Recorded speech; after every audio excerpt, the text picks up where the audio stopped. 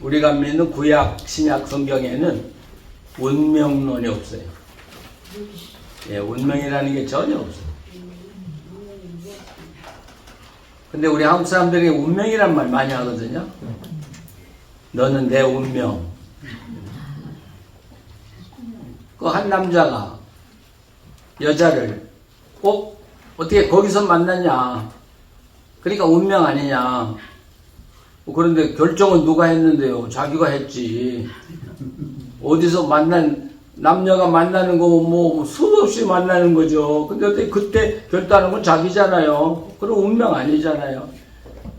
자, 어느 쪽에서 보느냐에 따라서 운명이냐 선택이냐 이렇게 갈리게 되겠죠. 성경에서는 운명이라는 말 쓰지 않아요. 대신 하나님의 선택이라는 말 많이 쓰죠. 그렇죠? 선택. 우리가 선택하면 아브라함을 하나님이 선택했다든지, 특별히 야곱에서 선택의 문제가 많이 나오죠. 선택이 많이 나와요.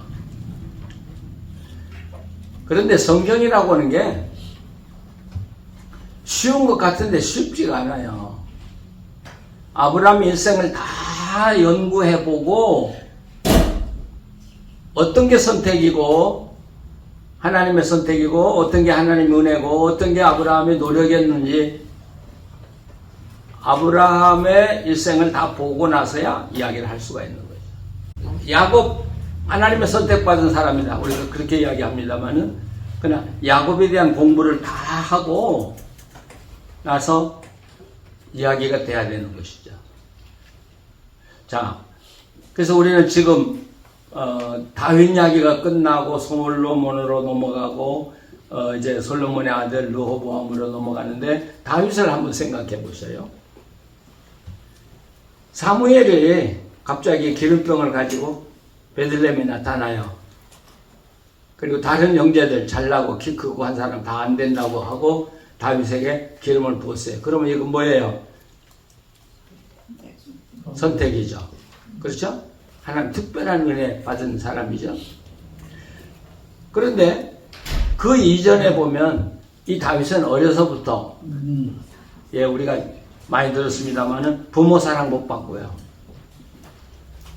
외롭게 그 큰 장성한 형들 다 있는데도 어린 다윗. 그러니까 제가 판단하기에는 이 다윗이 들에서 양을 칠 때는 15살이 안 됐을 것 같아요. 그렇게 어린 다윗이 외롭고 힘들게 양을 치며 살았거든요. 그런데도 타락하지 않고 하나님 뜻을 깨닫고 하나님 만나고 하나님 안에서 정말 성실하게 살았거든요. 그러면 앞에 어렸을 때 다윗이 성실하게 최선을 다해서 하나님과 함께 사는 것이 없는데도 하나님이 왕으로 삼으려고 했을까? 그러면 선택이 또 달라지네. 그럼 다윗의 노력인가? 자, 그러면 다윗이 어렸을 때 정말 다른 사람 같으면 술이나 먹고 방탕할 수밖에 없는, 나락으로 떨어질 수밖에 없는 운명인데 최선을 다해서 하나님과 함께 살면서 시인이 되고 또 이 비파를 타는 음악가가 되고 하나님의 경험 속에서 골리앗 앞에 갈 수 있는 그런 신앙이 생겼고, 그럼 그 앞에 어떻게 다윗은 마음이 다른 사람 같으면 다 잘못될 수밖에 없는데 다윗은 그렇게 잘 됐냐? 그건 하나님의 선택이다. 그럼 또 선택으로 돌아가네. 선택. 그 다음에 다윗의 정말 하나님 보시기에 아름다운 삶. 또 선택. 그래서 왕으로 삼아주시고, 왕으로 삼았다고 할지라도 만약 그 후에 나는 하나님이 왕으로 삼아주셨으니까 아무렇게나 살아도 돼 그랬더라면 다윗은 훌륭한 왕이 못 됐죠. 그러면 그것도 또 선택이 아니네. 어때요? 그럼 선택이에요. 하나님의 선택이에요. 우리가 은혜 찬양했는데 하나님의 은혜요 아니면 운명이에요? 아니면 선택이에요? 참 어렵죠? 그래서 우리가 성경은 모르면 모를수록 용감하고 담대해져요. 모르니까 그냥 자기가 느낀 것 가지고 막 이야기하면 설교가 힘이 있어 보이고 목사님이 뭐 신념이 있어 보이고 그러죠? 제가 가만히 생각해 보세요. 제가 동합중 목사인데요. 목사가 되는데 몇 년 걸리느냐? 대학교 4년 다니고 신학교 3년 다니죠. 그럼 7년이에요. 석사학위 하면 2년 하면 9년이에요. 박사학위 최소한 빨리 해서 4년 걸렸다고 그래도 13년 공부. 그리고도 아직도 모르는 게 너무 많아요. 그래서 제가 요즘에 무슨 생각하냐면 나이가 많으면 말이 적어져요. 말수가. 왜냐면 생각이 많어. 젊었을 때는 그냥 욱하는 마음으로 다 했는데 나이가 드니까 생각하고 또 생각하고 해보니까 그게 아니야. 그러다 보니까 차라리 말하지 말자. 그러니까 여자분들이 인지 능력이 좋아서 말을 많이 하는 게 아니라 남자들이 속이 차서 말을 안 듣는다는 사실.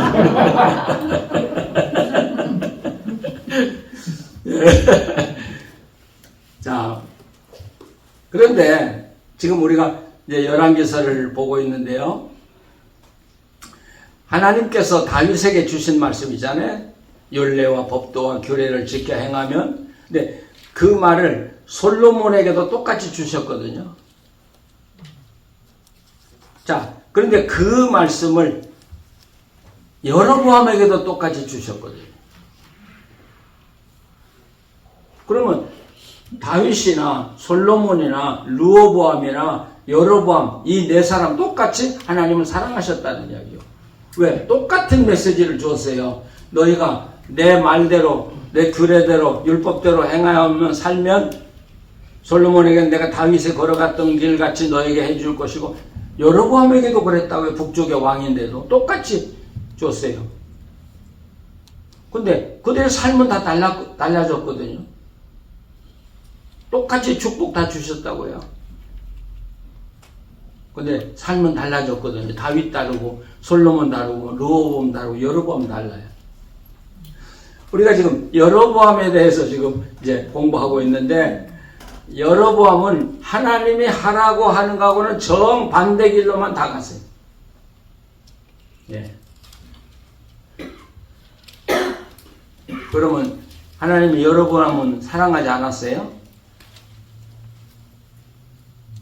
그건 아니잖아요. 예.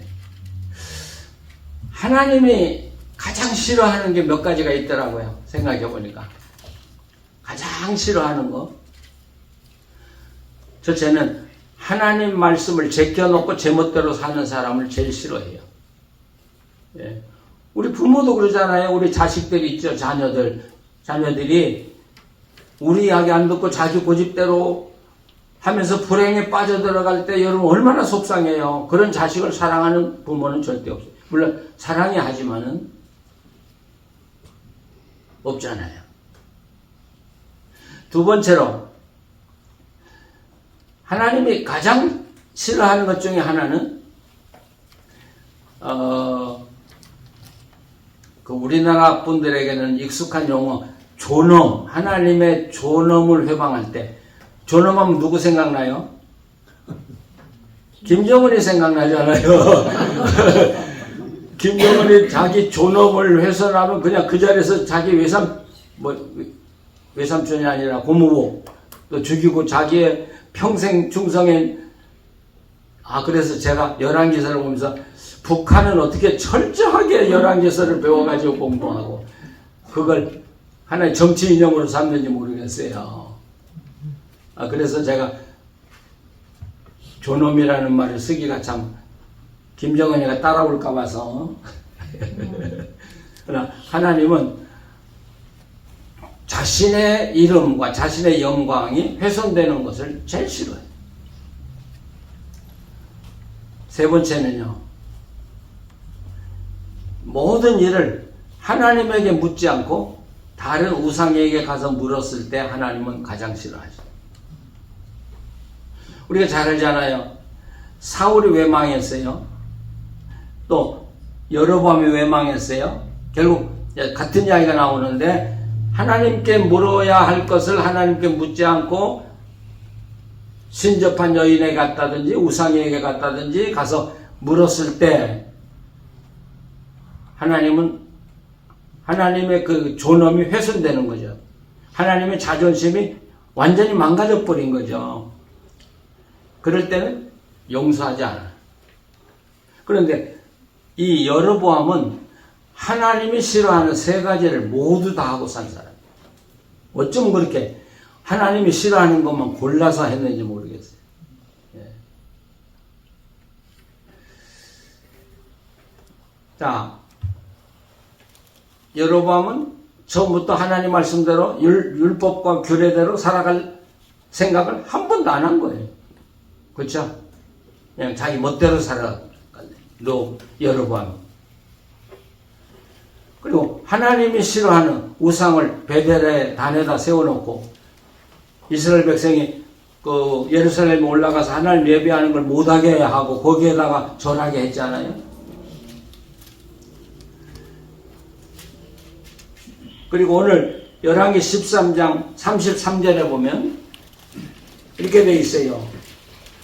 여로보암이 2일 후에도 그의 악한 길에서 떠나 돌이키지 아니하고 다시 일반 백성을 산당의 제사장으로 삼되 누구든지 자원하면 그 사람을 산당의 제사장으로 삼았으므로 이 일이 여로보암 집의 죄가 되어 그 집이 땅 위에서 끊어져 멸망하게 되니라. 여기 정확하게 써져 있어요.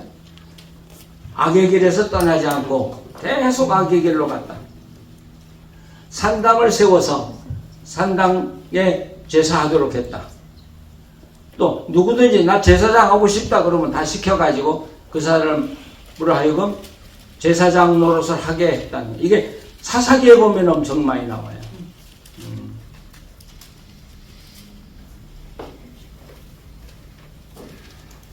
그러니까 송아지 우상을 세웠다는 이야기는 하나님이 이스라엘을 애굽에서 인도에 내시고 보호하신 하나님을 부정하는 거죠. 그렇죠? 하나님이 아니라 이 송아지가 인도했다고 그러는.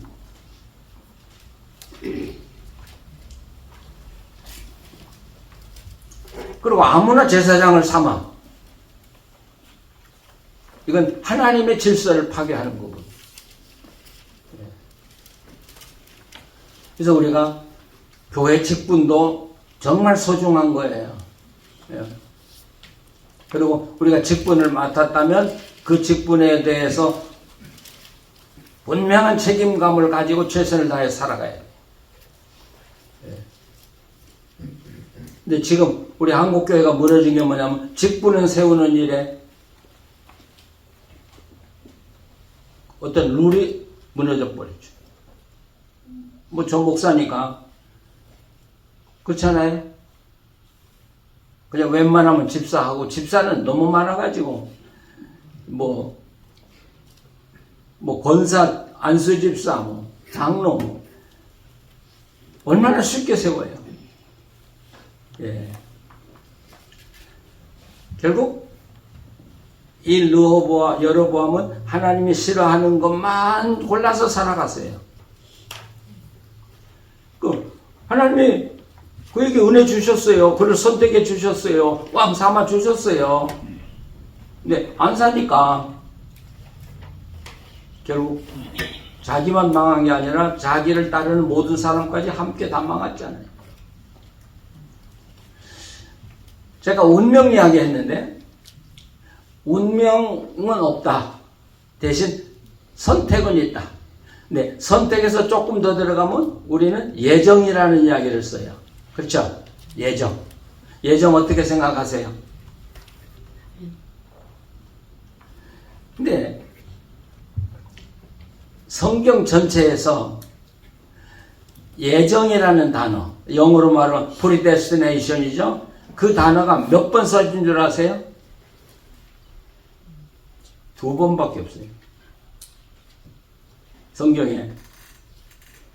한 번은 사도행전 4장에 베드로가 감옥에서 나와가지고 백성들이 기도할 때 이제 하나님이 예정하신 대로 우리를 핍박하려고 합니다. 할 때 쓴 이야기, 프리데스틴이라는 말 썼고, 그 다음에 하나는 예배소서 1장 11절에 한 번 나와요. 11절에 3번 예정이라는 말이 나오는데 앞에 2개는 사실 predestination이라는 말이 아니에요. 다른 말이에요. 미리 아시고. 근데 이 예정이라는 말은 사실 하나님의 큰 틀에서 예수님을 보내서 우리 인간을 구원하려고 하신다고 할 때 쓴 이야기지 우리 개인적인 이야기에 쓴 적은 한 번도 없어요. 성경에 한 번도 없어요. 왜 그렇게 우리는 예정에 잡혀 있어요? 심지어 자기가 죄 지면서 당신 이래 살면 안 되고 나는 죄 짓도록 예정되었어. 그렇게 산다고요. 야, 희한한 사람들 많아요. 예정은 성경에 없다고 봐야 돼요. 특별히 장로교 출신들 말이죠. 그런데 우리가 한 번 더 생각해 보세요. 선택이라는 거하고 예정이라는 것은 하나님에게 속한 것이고 우리는 알 수가 없는 거예요. 여러분 연구하면 예정 알아요? 연구하면 선택 알아요?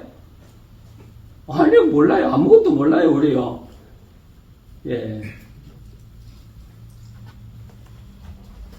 근데 사실 더 놀라운 건 예정론은 칼빈이 이야기했다고 그러는데 칼빈이 예정을 이야기한 적이 없어요. 놀랍게도. 근데 우리는 칼빈이 했다. 그렇게 장로교의 신학을 정립한 그렇게 우리는 생각을 하거든요. 자, 칼빈이 자기 로마서에 이렇게 기록했어요. 예정 이야기를 하면서 먼저 하나님의 독생자를 본받지 않는 자들은 아무도 천국의 상속자가 될 수 없다. 예정이 아니고 하나님의 선택을 받고 믿었다고 하지만 독생자를 본받지 않고 살지 않는 자들은 아무도 천국의 상속자가 될 수 없다고 못을 받고 예정하고는 아무 상관이 없어요. 갈비는 이야기하지 않았어요. 그 다음에 우리가 의롭다 하심을 받는다 그런 말 하죠. 의롭다 하심을. 이 의롭다 하심이란 뭐냐? 신자가 부름을 받는 순간부터 그가 죽는 때까지 하나님의 은혜가 그에게 계속되는 과정을 이야기하는 것이지 어느 순간 딱 의롭게 됐으니까 너는 영원히 버림받지 않고 구원받는다고 하는 말을 한 적이 없다고 칼빈은 이야기합니다. 놀랍죠? 네, 이 칼빈이 했다는 이야기가 왜 그렇게 한국교회를 장악하고 있는지 모르겠습니다만은 그러나 사실 이것은 칼빈이 한 게 아니라 칼빈 주의자가 만든 거예요. 5개. 5대 강령이라는 걸. 물론 맞는 말도 있어요. 근데 거기에 한 번 구원받으면 절대로 버림받지 않는다. 견인이라는 것이 있는데 칼빈은 이야기한 적이 없어요. 그 견인을. 칼빈 주의자들이 5대 강령에다 걸 집어넣었어요. 그런데 우리 한국 교인들은 그걸 성경보다 더 열심히 믿어. 제가 목사님들 만나서 강의를 참 많이 해보는데 예정은 성경이 없다 그러면 난리나요. 목사님들 대들어요. 막 어디에 있는데 그런다고 참 가소롭게 짝이 없고 그런 사람들하고 제가 논쟁을 할 수도 없고 근데 그 사람들이 말이 크니까 소리가 크니까 이겨요. 나는 져요. 항상 져요. 지금 그래서 사실 저는 조직신학적 입장에서 성경을 보는 걸 전 반대해요.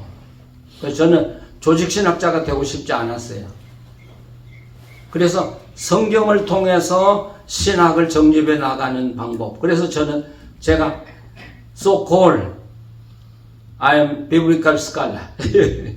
나는 성경 가르치는 학자지 나는 조직신학을 이야기하는 사람은 아니에요. 그러니까 지금 오늘 이야기하는 것도 한국교회가 보편적으로 가지고 있는 이야기를 저는 성경 본문을 가지고 이야기를 하면서 그게 왜 잘못됐는가를 지금 이야기하고 있는 거예요. 그러면 우리가 정말 하나님 앞에서 바로 살기 위해서 두 가지가 필요한 거예요. 하나는 하나님의 은혜, 하나님의 선택이고요. 또 하나는 내가 하나님의 뜻을 따라 사는 삶. 이 두 가지가 결합되었을 때 거기에 하나님의 폭발적인 은혜와 기적이 일어나는 거지. 이 둘 중에 어느 것 하나도 결손된 상태에서 하나님의 기적은 일어나지 않는다. 그래서 에디슨이 한 이야기 여러분 잘 아시죠? 99%의 노력과 1%의 영감. 예. 다 아시죠? 근데 거기서 뭐가 중요하다고요? 1%의 영감이 중요해요? 99%의 노력이 중요해요? 놀다 중요해요. 맞아요. 맞아요. 우리는 숫자로 따져 99가 더 중요해.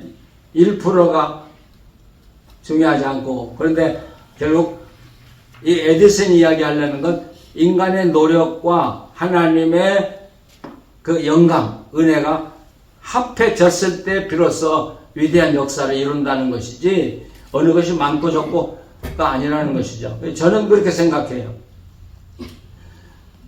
우리가 아무리 노력하고 잘한다고 해도 하나님 보실 때 그렇게 100점 맞을 수 있겠어요? 30점도 못 맞죠. 10점도 못 맞죠. 그래서 저는 거꾸로 인간의 노력이 10%가 된다고 할지라도 하나님의 은혜가 90%가 된다고 할지라도 인간의 10%의 철저한 노력이 없이는 하나님이 주신 은혜 90%가 없다는 얘기예요. 이전에 저희 집에서 읽었던 어느 미국 학자가 쓴 내용을 읽으면서 우리가 은혜도 받고 웃었는데요. 거기 뭐라고 써있냐면 이렇게 써 있어요. 우리가 하나님한테 기도할 때 그럴 거라는 거예요. 하나님 빨리빨리요. 우리한테 계획도 좀 축복해 주시고요. 계획도 새로운 계획도 주시고요. 또 많은 어떤 프로젝트도 주시고요. 네, 하나님은 그럴 때 우리에게 묻는다는 거예요. Are you ready for it? 예, 너 준비되냐? 그러면서 결론으로 이분이 하는 말이 하나님은 우리가 하나님께 복종으로 응답할 자세가 되었을 때 비로소 우리를 인도하기 시작하신다. 아세요? 우리가 아무 준비가 안 된 상태에서 우리를 인도해 주시고요. 우리에게 큰 어떤 새로운 프로젝트를 주시고요. 그런데도 하나님 움직이지 않으십니다. 지금 이 르호보암을 우리가 이야기하면서 이 르호보암은 하나님의 반대로 하나님이 싫어하는 것만 쫓아가면서 훌륭한 왕이 되겠다고 생각했는지 모르겠어요. 절대로 그렇게 될 수가 없죠. 그래서 저도 살아오면서 점점 느껴지는 게 신앙 초기에는 하나님의 은혜, 선택이 강조가 되지만 신앙의 연륜이 길어지면 결국 우리의 노력이, 우리의 삶이 더 중요하다는 것이죠. 남는 건 우리의 삶이 남아요. 근데 우리는 살아가면서 점점 희미해지는 거죠. 도덕적으로나 윤리적으로나 성경에 대해서 희미해지고 선악의 구분도 없어지고 그럼 우리는 거꾸로 사는 것이죠. 성경 어디를 봐도 축복은 삶에서 이루어져요. 삶에서. 그래서 정말 우리가 지금 이 순간부터 우리가 선택도 정확하게 바로 해야 되고요. 하나님을 바로 따라가도록 노력하고요. 하나님의 선을 이루어가려고 노력함으로써 비로소 우리는 나이가 먹고 노년이라도 지금부터라도 하나님의 축복을 누릴 수 있다고 난 믿어요. 아멘. 누릴 수 있다고요. 예. 오직 은혜 가지고는 안 된다고요. 아니, 은혜가 절대 필요해요. 그거 내 부정하는 건 아니에요. 그러나 하나님은 우리가 하나님에게 응답할 준비를 가지고 또 하나님의 일을 하겠다고 결단했을 때 비로소 우리에게 은혜 주시고 그 일을 하도록 주신다는 뜻이에요. 믿으십니까? 네. 자, 그래서 여로보암으로 다시 돌아가요.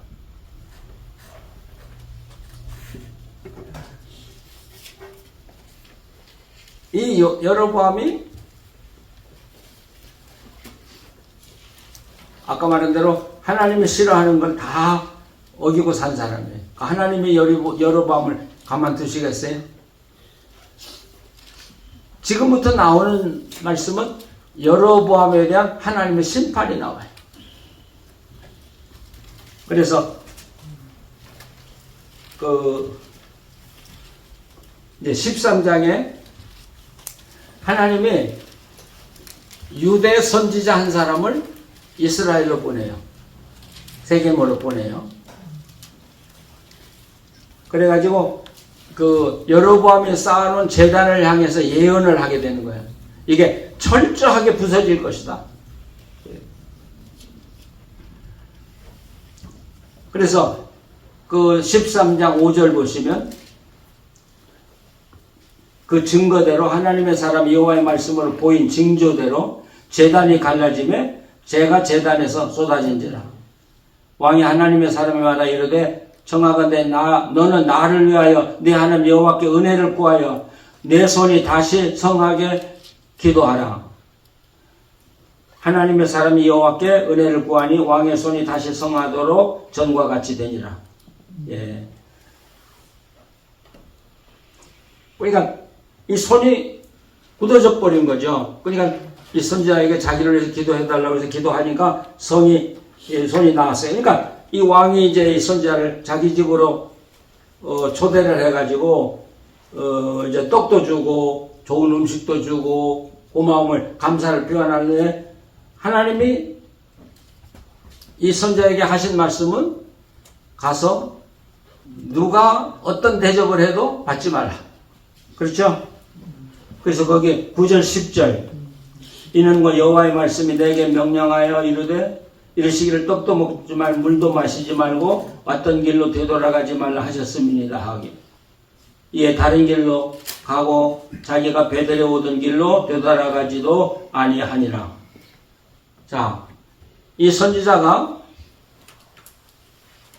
하나님의 명령을 받고 베들레 와서 예언을 했어요.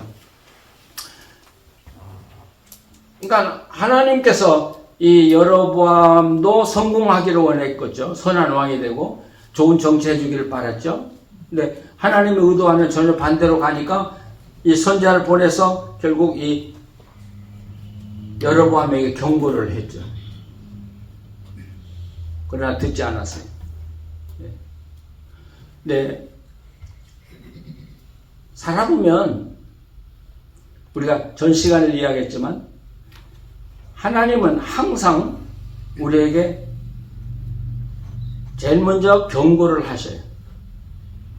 다시 말하면 돌이킬 수 있는 기회를 주시는 하나님. 그냥 무조건 우리를 혼내시고 책망하는 게 아니라 반드시 기회를 주시는 하나님.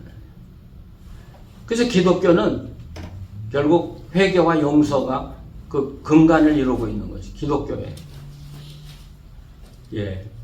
이 회개하고 우리가 어떤 죄를 졌든지 간에 앞에서 말한 하나님의 존엄을 훼손하고 하나님의 영광을 파괴하는 일을 하지 않는 한 하나님은 모든 죄를 용서하셔요. 그래서 용서하지 못하는 죄가 있다 그러죠. 성령 회방죄다. 우리가 여기서 잠시 십계명을 생각해 보시면 십계명이 뭐라고 생각하세요? 십계명 지켜야 돼요? 말아야 돼요? 땀나죠? 저만 땀나는 거. 근데 저는 이렇게 해석해요. 이스라엘의 역사를 이해할 때는 반드시 출애굽기 19장 1절에서 4절을 이해해야 돼요. 거기 하나님과 이스라엘이 광야에서 언약을 맺는, 계약을 맺는 구절이거든요. 근데 그것을 계약이라고 그러지만 그건 결혼식하고 같은 거예요. 그래서 호세아 같은 사람은 그 하나님이 이스라엘을 아내로 이야기하는 이야기를 바로 결혼으로 이해하는 것이죠. 그러면 결혼한 부부의 사이에서 아내에게 10계명을 주었다면 그건 무슨 이야기예요? 너희들하고 내가 부부처럼 화목하게 정말 평화를 누리고 축복을 누리고 살려고 한다면 적어도 기본적으로 이 10가지는 지켜라 그 말이죠. 법이 아니에요. 부부로 살기 위해서 행복한 가정을 이루기 위해서 이 기본을 지켜다오 하고, 근데 우리는 그걸 법이라고만 생각하는 거예요. 아니, 두 사람이 서로 사랑해서 계약을 했다면, 결혼을 했다면 어때요? 그 10가지 놓고 지켜가자. 마다할 사람 어디 있어요? 그래야 행복한 거 아니겠어요? 예. 그게 기본이에요. 우리 신앙의 가장 기본. 예. 자,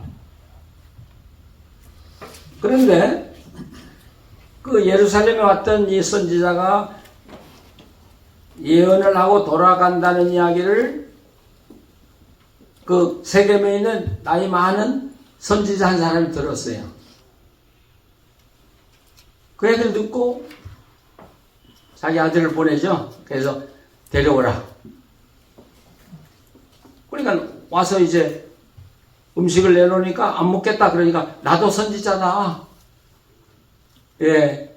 그러니까 음식을 먹었어요. 그러다 가다 죽었어요. 하나님 말씀을 어겼어요.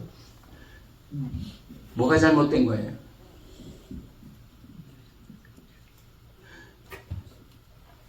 그럼 세겜에 있는 그 선지자는 왜 예루살렘에 온 선지자를 뭘 먹여가지고 죽이려고 했는가? 그러지는 않았겠죠. 죽이려고 온 건 아니겠죠. 같은 선지자끼리 얼마나 어렵겠냐, 외롭겠냐. 그러니까 나라도 대접해야겠다. 그러니까 그분이 대접하니까 예루살렘에서 온 사람은 아니 선지자가 대접하는 거니까 하나님이 대접하는 거하고 똑같지 않냐? 그러니까 먹었어요. 근데 하나님 말씀을 어겼다고 해서 죽었어요. 어떻게 해야 돼요? 그럴 때 어떻게 우리가 하나님의 뜻을 해야 되냐고. 네, 이거하고 대칭이 되는 사건이 하나 있어요. 바울이 고린도에서 교인들이 헌금해 준 걸, 예루살렘 교회에 헌금해 준 걸 가지고 예루살렘 가려고 하는데 들린 곳에서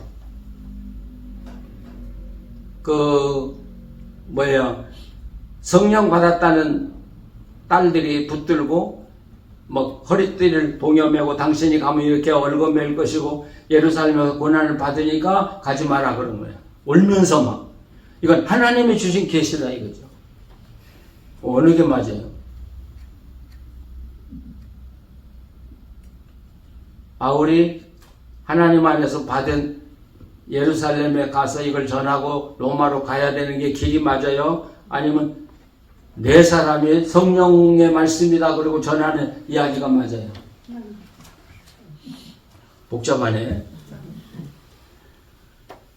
우리가요, 아니 저는 목사니까 목사가 교회를 옮길 때 전 교회를 많이 옮겨 보지는 않았어요. 근데 교회를 옮길 때 내가 교회를 옮겨야 되겠다 그러면 한 교회만 나오는 게 아니라 여러 교회가 꼭 나와요. 그 시골 사람들은 쌍립 선다 그러잖아요. 그러면 제가 4개 교회가 나왔는데 어느 교회로 가야 돼요? 그러면 내가 하나님 뜻대로 가긴 가야 되겠는데 4교회가 나왔다니까 그 어디로 가야 돼요? 이럴 때 하나님의 뜻을 해야 된다는 게 참 어렵잖아요. 어떻게 하나님의 뜻을 구분하시나요?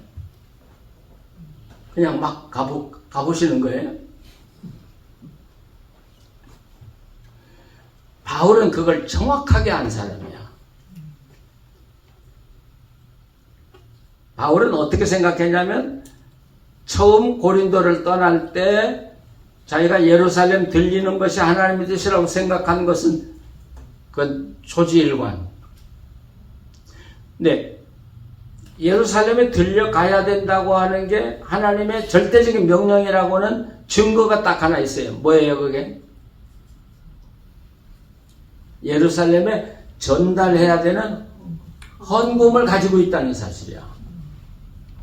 이건 하나님이 예루살렘 들려서 가라는 이야기지 가지 말라는 이야기 아니거든요. 거기서 바울은 흔들리지 않아요. 네, 내 처녀가 붙들고 울면서 사정하고 너 가서 고생할 죽을 수도 있다고 그러지만 움직이지 않아요. 왜? 하나님이 헌금을 자기 손에 들려주고 예루살렘에 전달하라고 한 것은 변함이 없다는 것이죠.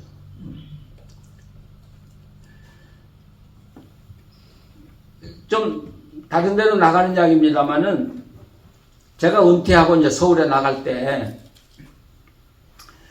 저를 초청한 데가 두 군데가 있었어요.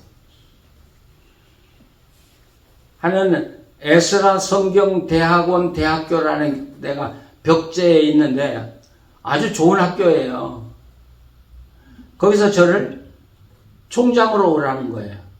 거기 가면 저로서는 영광스럽죠.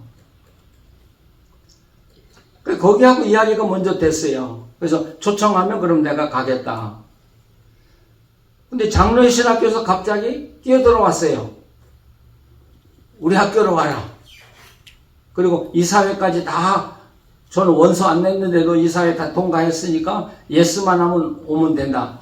오면 우리가 모든 것 다 준비해 주겠다. 야, 어디로 가야 돼?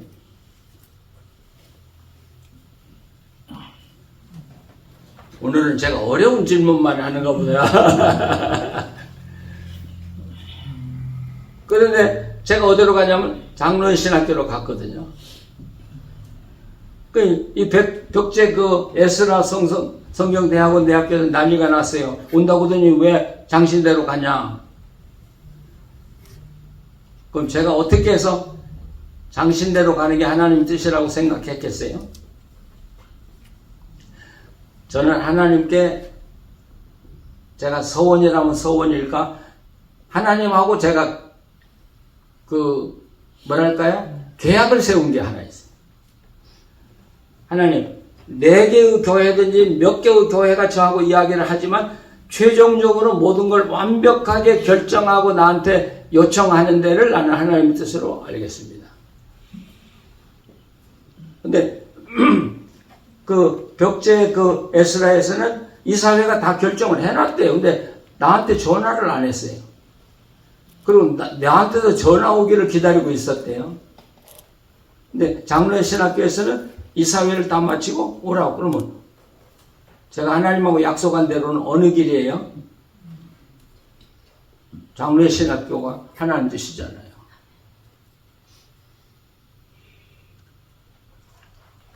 그래서 글로 갔잖아요. 근데 지금 돌이켜보면 장로의 신학교로 가서 5년 가르친 게 100번 잘한 거예요. 예. 하나님의 길은 항상 선하시더라고요. 항상 선하시고 또 항상 은혜가 넘치고 여담 같은 이야기인데 장로의 신학교 가서 한 학기를 가르쳤는데 여기 미시간 디트로이트 교회에서 전화가 왔어요. 목사님, 우리 담임 목사님이 나가셨는데 와서 2년만 목회를 해주세요. 그러면서 저한테요. 이거 20년 전이죠. 20년 전에 저한테 와서 목회를 하면 연봉 11만 원을 주겠대요. 별로 얼마 안 되는가? 신학교에서 돈 받아봐야 1년 받아봐야 2만 불도 안 돼. 근데 11만 불을 준다는 거예요. 연봉으로. 야, 흔들리더라고요. 그럼 장신대 그만두고 거기 가볼까? 가야 돼요, 말아야 돼요? 가면 그렇죠. 하나님은 처음 결정한 것이 그게 하나님 뜻이에요. 예, 돈 많이 준다고 이거 취소하고 나 글로 가서 하겠다고 한다면 그건 하나님 뜻이 아니에요. 우리가 어떻게 하나님의 뜻을 따라 살아갈까를 지금 제가 이야기를 하고 있는 거예요. 자, 두 번째로 여로보암의 아들이 이제 병이 들었어요. 그러니까 여로보암의 가정에 하나님의 심판이 지금 시작이 되는 거죠. 그러니까 여로보암이 자기 아내를 보내요. 선지자에게. 근데 이 선지자는 누구냐 그러면 그 아이야 선지자는 그 하나님이 이 아이야 선지자를 통해서 네가 이스라엘 10지파의 왕이 된다고 예언해 주는 사람이에요. 그러니까 그분에게 가면 그분은 우리 편에 서서 우리에게 좋은 이야기를 해줄 수 있을 것이다. 예, 그렇게 믿고 아이야에게 갔어요. 그런데 거기 14장 5절로 가보시면 여호와께서 아이야에게 이르시되 여로보암의 아내가 자기 아들이 병들었으므로 내게 물으러 오나니 너는 이러이러하게 대답하라. 그가 돌아올 때 다른 사람인 채 함이니라. 이 아이야는 하나님의 사람이에요. 그러니까 하나님의 말씀을 듣고 신탁을 듣고 여로보암이 예언을 했어요. 네가 왕이 될 거다. 그러니까 어떤 경우에도 여로보암의 편이라고 생각해요. 여로보암은 우리가 그렇게 생각하기 쉬워요. 그러나 하나님의 편에 쓴 사람은 절대로 누구 한 사람의 편에 쓸 수가 없어요. 왜? 우리는 하나님의 진리를 따라갈 뿐이지 아무리 그분하고 내가 가까운 사이였다고 할지라도 그분이 틀렸으면 틀린 거고 그분이 맞으면 내가 나하고 반대되는 사람이라도 그분이 원하면 맞는 거죠. 근데 이제 이렇게 교회 봉사를 해보면 교인들은 한 번 내가 누구 편이다 그러면 죽어도 그 편이야. 예, 그 사람이 잘못되고 그분 따라가면 교회가 어지러워진다고 생각하는데도 그쪽으로 가는 거예요. 야, 교인들 미안해. 어떤 때는 막 속에 저렇게 분별력이 없어가지고 도대체 어떻게 믿음 생활하는지 모르겠다는 생각이 들어요. 우리는 편이 없어요. 하나님 편이냐 아니냐 그것만 항상 하나님 편이냐 아니냐만 생각하면 우리가 하나님을 따라갈 수 있잖아요. 이 지금 이 아이야가 그걸 우리에게 보이잖아요. 결국 제가 아까도 말했지만 세 번째 하나님께 물어야 할 사람이 하나님께 묻지 않고 선지자지만 아이에게 가서 물었다는 건 하나님을 도외시해 뿌린 것이죠. 그렇죠? 하나님 패싱한다고 그런가? 요즘 정치에서 굉장히 논란이 많잖아요. 하나님을 패싱해버리고 아이야 선지자에 가서 물었어요. 결국 아들 죽었어요. 네, 그때부터 여로보암의 심판이 시작이 되는 것이죠.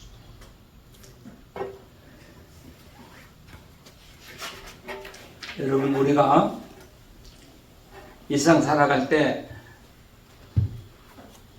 선택해야 될 일이 참 많아요. 그렇죠? 우리는 선택을 가지고 살아가고 있는 게 인간이잖아요. 선택. 그러니까 선택을 잘하고 바른 선택을 따라서 하나님의 뜻을 따라가는 사람은 그건 축복의 길을 걸을 수밖에 없어요. 누구든지. 근데 선택을 잘못하고 간다 그러면 그 모든 책임은 자기가 지는 것이지 하나님에게 있는 게 아니잖아요. 자기가 결국 판단 잘못하고 선택을 잘못했다는 거예요. 그래서 우리 믿음의 생활은 결국은 선택이에요. 선택의 기준은 누구냐? 하나님이에요. 내가 하나님 편에서 생각하고 판단했냐? 내가 하나님의 길을 따라가냐? 그거밖에 없어요. 그러니까 나하고 아무리 가깝고 뭐 생명을 같이 하는 사람이라도 그분이 하나님의 뜻에 반대된다고 하면 우리는 그분을 거절해야 돼요. 근데 우리 사람들은 거절을 못해요. 그러다 보면 결국 나도 잘못된 곳에 인몰고가 빨려 들어갈 수밖에 없어요. 저는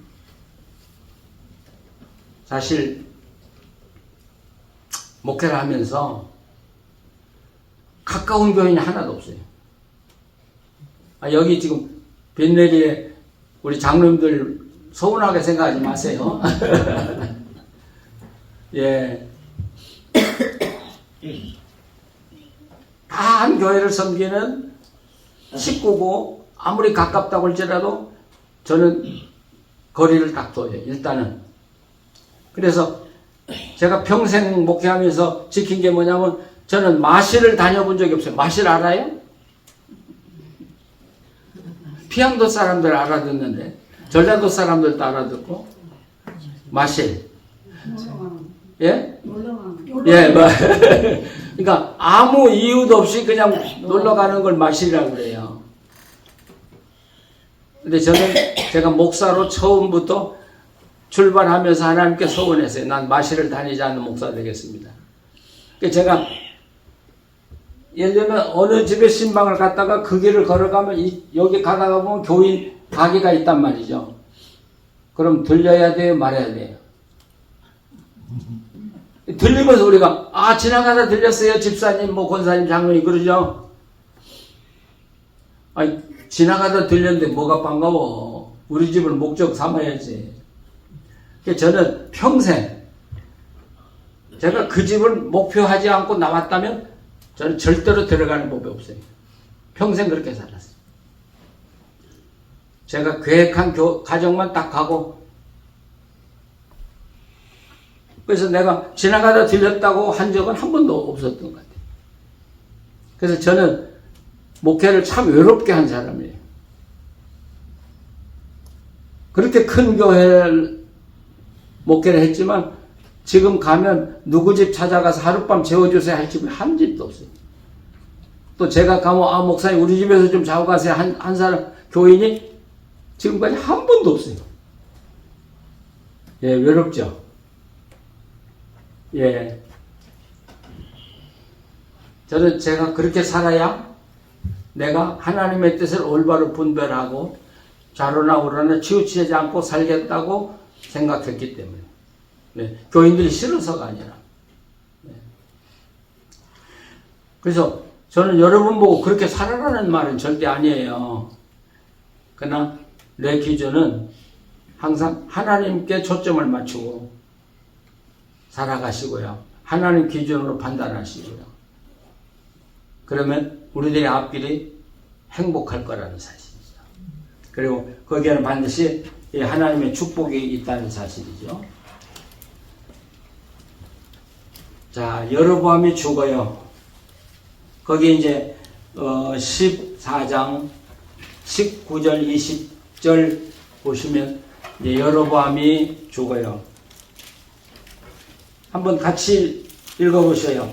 19절 20절 14장 19절 여로보암의 남은 행적 곧 그가 어떻게 싸웠는지와 어떻게 다스렸는지는 이스라엘 역대지락에 기록되니라. 여로보암이 왕이 된 20년이라 그가 그의 조상들과 함께 자매 그의 아들 대신하여 왕이 되니라. 자, 여기까지를 통해서 하나님의 뭐랄까요? 하나님의 역사는 둘로 완전히 딱 갈라졌어요. 한쪽은 다윗 계통의 왕권이고 또 하나는 다윗을 베쳐가는 왕권이고 둘이. 그래서 열왕기서는요 이 둘을 딱 보여주는 거예요. 왕이든 제사장이든 예언자든 백성들에게 이 두 길을 딱 보여주고 어느 길을 선택할 거냐고 우리에게 명령하는 것이죠. 다윗의 길을 선택할 거냐? 여로보암의 선택할 거냐? 그럼 여로보암을 선택하면 무조건 나쁜 사람이죠. 그렇죠? 예, 다윗 왕을 선택하는 사람은 늘 하나님 편에 서는. 그래서 열왕기서는 이제부터 다윗의 길이냐 여로보암의 길이냐 그게 열왕기서를 쫙 갈라져요. 예, 열왕기서를 읽어가면 이 왕은 여로보암을 따랐기 때문에 악한다. 예, 악한 왕이다. 이분은 다윗을 그래도 따라가려고 노력했기 때문에 선한 왕이다. 이런 표현이 계속해서 나오기 시작합니다. 자, 좀 떼서요. 15장으로 넘어가 보시면 유대 나라에 솔로몬도 실패한 사람이죠. 르호보암도 실패한 사람이죠. 근데 성공한 위대한 왕이 하나 나와요. 그 왕의 이름이 아사라는 왕이에요. 아사. 15장 9절에 보시면 이스라엘의 여로보암 왕 제20년에 아사가 유다 왕이 되어 예루살렘에서 41년 동안 다스리니라. 그의 어머니의 이름은 마아가라 아비살롬의 딸이더라. 예. 그 어머니 이름이 나오는데 이 아비살롬을 압살롬이라고 읽어야 하냐 말아야 하냐 이것도 이제 학자들 간에 많이 논의가 되는데 이 아비살롬은 압살롬은 아니라고 생각을 해요. 압살롬의 딸은 아니지만 그러나 유대 사람인 건 틀림없어요. 근데 그 성경에서는 사람을 이야기할 때 그의 어머니 이야기를 꼭 하거든요. 네, 어느 의사가 그 의학자가 그런 이야기를 하더라고요. 우리가 결혼해서 자녀를 낳으면 남자가 하는 일은 DNA를 넘겨준 밖에는 할 일이 없다. 남자는요.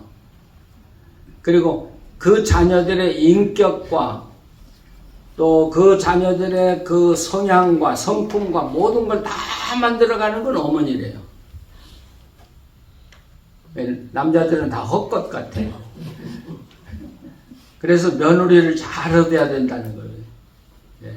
모든 건 엄마가 결정한다는 거죠. 엄마가. 근데 우리가 유대 역사도 보면 모세도 어머니가 훌륭했거든요. 그렇죠? 그 출애굽기가 어디서부터 시작해요? 출애굽기가 어디서부터 시작해요?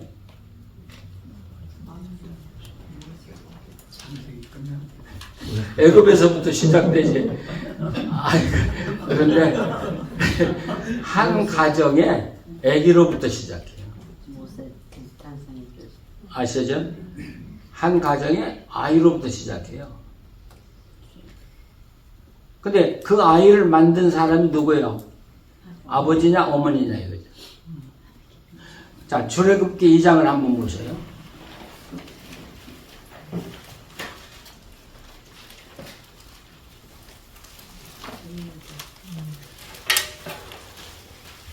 레위 가족 중 한 사람이 가서 레위 여자에게 장가들어. 여기 1절에 보면은 장가간 사람 남자가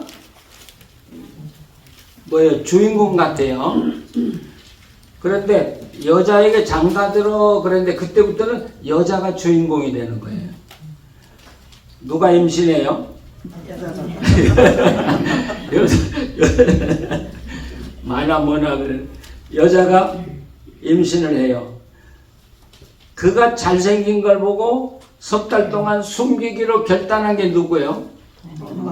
엄마요. 여기 주어가 안 나왔는데 그 엄마가 결단해요. 더 숨길 수 없음에 그를 위하여 갈대 상자를 만들고 거기 아이를 담아 나일강과 갈대 사이에 둔 사람이 누구예요? 여기도 우리나라는 주어가 없는데 주어가 엄마예요.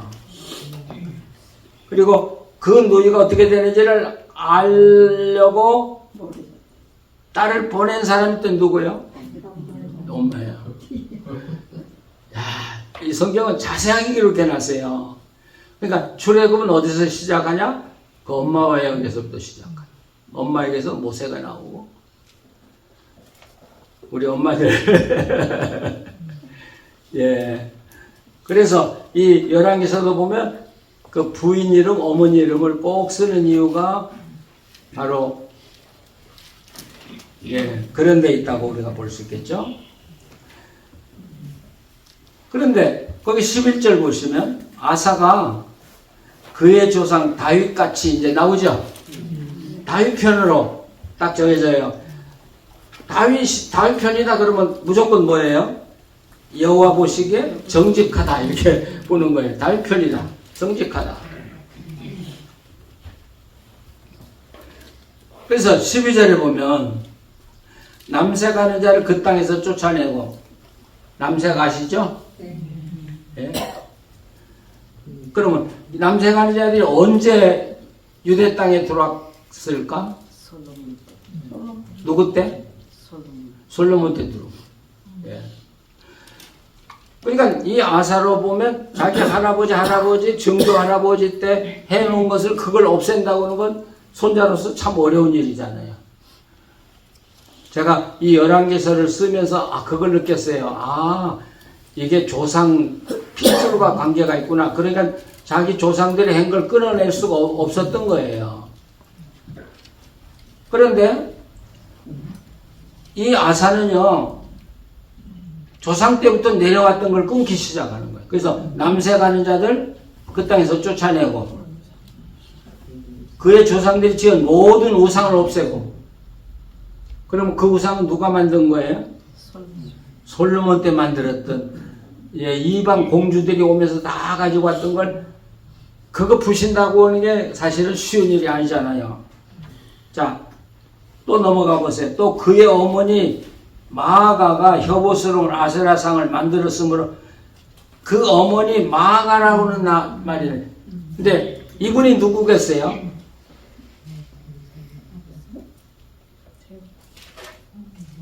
바로 그 그라비라고 하는 말이죠.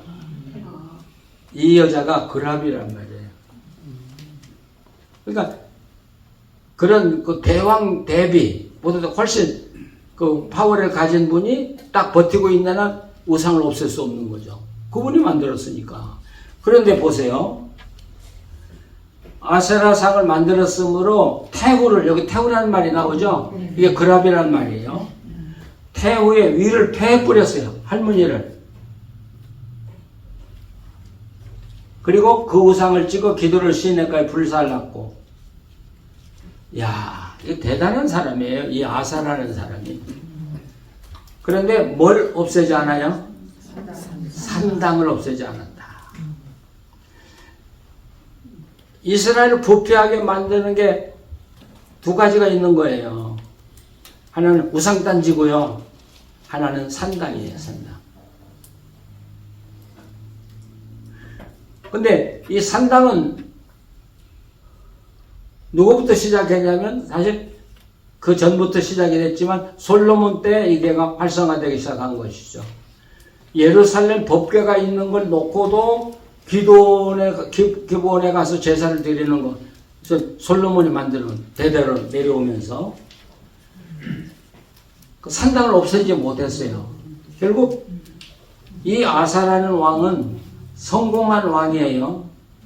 성공한 왕인데 반면 실패한 왕이에요. 왜? 산당을 제거하지 못했기 때문에. 산당을 제거하지 못했기 때문에. 그래서 그 후에 이제 이 아사가 다른 나라하고 전쟁에서 당하는 그 수모를 이제 그 기록했고, 23절로 넘어가 보세요. 23절, 24절. 아사의 남은 사적과 모든 권세와 그가 행한 모든 일과 성읍을 건축한 일이 유다왕 역대지략에 기록되지 아니하였느냐? 그러나 그는 늙음하게 발에 병이 들었더라. 아사가 그의 조상들과 함께 자매, 그의 조상들과 함께 그의 조상 다윗의 성읍에 장사되고 그의 아들 여호사밧이 대신하여 왕이 되니라. 근데 여기에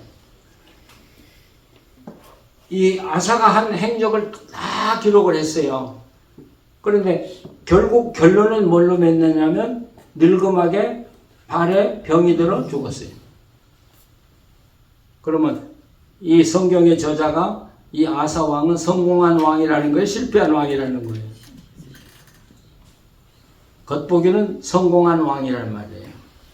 결국은 성공한 왕이에요. 그러나 결론적으로는 산당을 제거하지 못했기 때문에. 그러니까 열왕기서는요, 두 가지가 분명해요. 왕이 우상을 제거하고 산당을 제거했으면 그건 훌륭한 사람이에요. 네, 그것 제거하지 못했으면 아무리 업적을 많이 남겼어도 그분은 훌륭한 사람이 되지 못해요.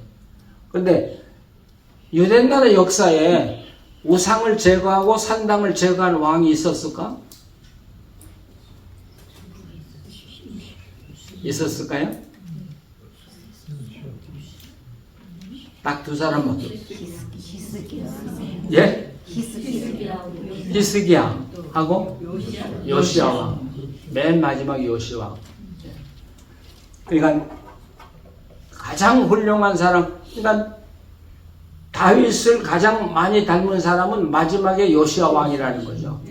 예, 그분은 하나님 보시기에도 완전했던 사람이라고.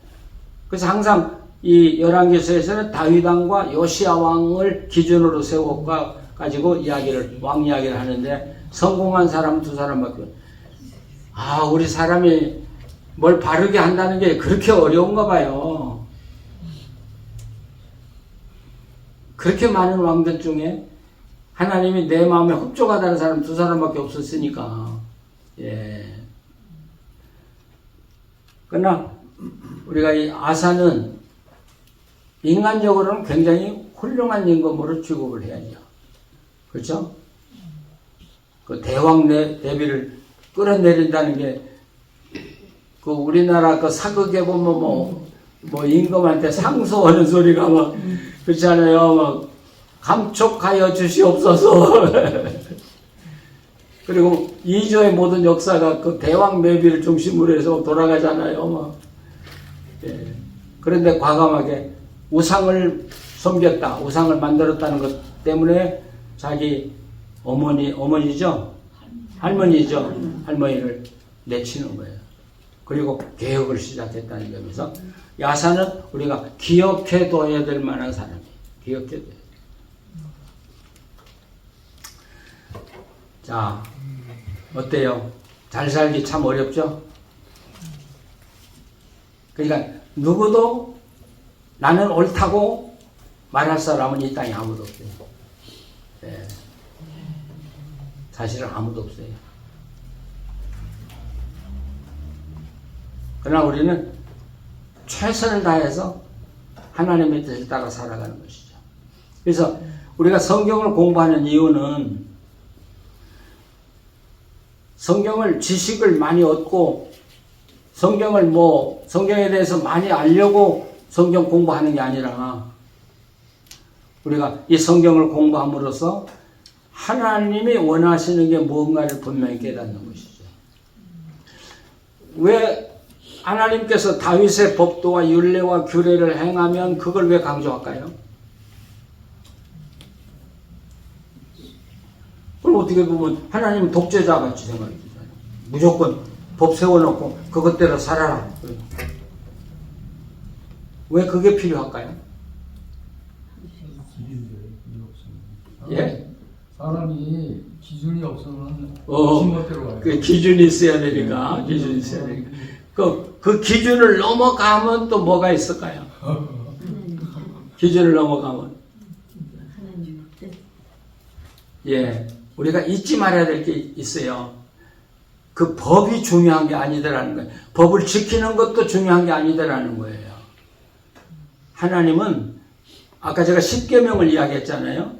십계명을 내신 이유는 우리가 십계명을 지켜야 복을 받으니까 지키라는 게 아니고 하나님과 결혼한 사람들이니까 하나님의 신부로 살려면 이것 정도는 지켜야 나하고 살 수 있다고 하는, 그러니까 성경의 궁극적인 건 뭐냐면 하나님과 함께 깊은 교제를 나누고 영원히 함께 사는, 예, 요즘 요한복음 강의를 하는데 조회, 조회를 누리고 살 수 있는 길, 그걸 하나님 원하는 거지 법을 지키는 데 목적이 있는 게 아니라는 사실. 그렇죠? 그래서 우리는 법에 얽매일 필요도 없다고 생각해요. 나는. 우리는 법을 뛰어넘어야 돼요. 어디로 가야 돼요? 하나님과 함께 교제를 나누며 살아가는. 하나님과 함께 살아가는데 하나님의 뜻이 있는 거지 법을 지키라는 데 있는 게 아닌데 우리는 법에 가서 딱 멈춰버리고 하나님을 잃어버리는 경우가 많아요. 제가 젊은 목사였을 때 법대로 살아보려고 노력해봤어요. 근데 못 살겠어요. 10계명? 10계명인데요. 그거 앞에는 괜찮아요. 뭐 여호와 하나님만 섬기고. 근데 거기서 살인하지 말고, 간음하지 말고, 도적질하지 말고, 거짓 증거하지 말고, 야, 그건 못 지키겠더라고요. 그러니까 속에서 무슨 마음이 생기냐면, 아니 아무리 노력해도 못 지킬 것, 내가 성경 읽으면 뭐예요? 이왕이 못 지키는데. 그러니까 성경이 점점 멀어지고 신앙생활이 재미가 없고요. 어때요? 신앙생활이 재미가 있어요? 예. 그런데 제가 그 로마서 5장을 읽다가 바른 신앙은 하나님을 즐거워하며 사는 거라는 걸 제가 배운 거예요. 법 지키려고 하지 말아요. 그래서 하나님을 즐거워하게 돼요. 그런데 하나님을 즐거워하게 되면 뭘 즐거워하게 돼요? 하나님 말씀이 즐거워져요. 네, 그렇죠? 저는 그래서 말씀대로 살려고 안 했어요. 그냥 성경 즐거워하고 하나님 즐거워했어요. 그랬더니 하나님 말씀은 자연히 다 지켜지게 되더라고요. 예. 우리 신앙의 목표를 거기다 두세요. 그렇죠? 하나님을 즐겁게 하면. 그래서 다윗은 그걸 알았어요. 그래서 뭐라 그래? 하나님을 사랑하는 자가 하나님의 사랑을 입는다. 그렇게. 하나님을 사랑하면 하나님이 우리를 사랑하시고, 그러면서 하나님 우리 길을 인도해 가기 시작하고, 우리의 삶이 복된 삶으로 이어지기 시작하는. 그래서 정말 하나님과 사는 행복을 누리게 되는, 그게 우리 신앙의 목표라고 하는 사실. 지금 우리가 열왕기서를 공부하지만 법을 지키라는 게 아니라는 거. 예. 하나님은 법을 통해서 우리를 하나님께로 가까이 이끄시고 함께 사시기를 원하신다는 사실. 예. 그걸 늘 가슴에 품고요. 예배가 중요한 게 아니에요. 예배보다 더 중요한 게 하나님과의 친밀한 교제가 더 중요하고, 하나님 즐거워하는 게 중요하고, 성경 공부 중요한 것 아니에요. 하나님을 즐거워하고 하나님과 깊은 사귐을 갖고 살아가요. 그래서 우리가 운명 이야기 했습니다만 우리는 운명이 아니라 선택이다. 예, 선택이고, 선택이 깊어지면 은혜고, 은혜가 깊어지면 예정이라고 하는데, 그러면 우리가 성도들끼리 이야기할 때 당신은 하나님이 선택한 것 같아. 그러면 우리가 뭐라고 하면 좋아요?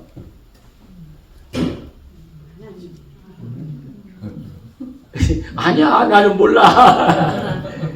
예, 그럴 수도 있어요. 근데 저도 오늘 이 공부를 하면서 그럴 경우에 내가 뭐라고 해야 되나. 근데 제가 그렇지 않았어요. 선택과 예언은 우리에게 속한 게 아니라 전적으로 하나님에 속한 것이기 때문에 우리가 알 수 없다. 그러나 이건 내가 개인적으로 그래도 살아보니까 나는 하나님 선택받은 사람이야. 그럴 때 우리가 할 수 있는 일은 딱 하나님 감사합니다. 감사와 영광밖에 없더라고요. 나 같은 것을 선택해 주신 하나님 감사합니다. 하나님께 영광 돌립니다. 예, 나를 이렇게 하나님의 자녀로 삼아 주신 것 이유가 없잖아요. 그냥 감사합니다. 하나님 뜻대로 살겠습니다. 기쁘게 사세요. 우리 신앙은 하나님 안에서 기뻐 뛰면서 사는 게 그게 신앙생활 잘하는 거예요. 기뻐하세요. 막 인상 쓰고 열심히 성경 읽고 기도 막 땀 흘리면서 해봐도